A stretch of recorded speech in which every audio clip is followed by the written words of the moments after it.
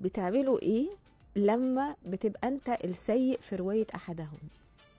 السيء الوحش الفظيع الاشكيف البشع يعني فامباير اي حاجة. طبعا ما بتكونش دي الحقيقة، هو انت سيء، انت لازم تطلع انت السيء لان دي روايتي انا، فانا لازم اطلعك انت وحش.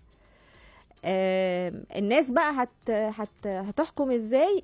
كمان بيبقى فيه جزء شطارة اللي بيحكي. يعني في حد يبقى بيعرف يعمل الاديت ويعرف يعمل المونتاج كويس قوي قوي قوي قوي، يعرف يشيل مناطق الخطأ اللي هو عملها ويطلع لك في الاخر بروجكت جميل جدا كله انت سيء. سيء يا سيء انت سيء في الاخر. ففي ناس شاطره جدا جدا في فكره المونتاج بتاع انه انا ما عملتش حاجه، انا حصل فيا، قالوا عليا، انا طيبه، انا طيب، انا عمري ما اذيت حد ولا حتى بالتفكير.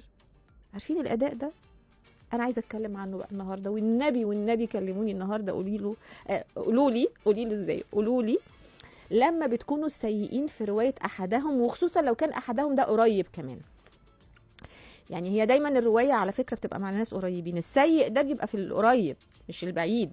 بعيد ده ما انا ولا بفتكر اسمه، لكن السيء انا لازم اشخبط على ده، انا لازم امسح ده باستيكه، انا لازم اطلعه جاي من قريش عشان انا اكسب الجوله دي.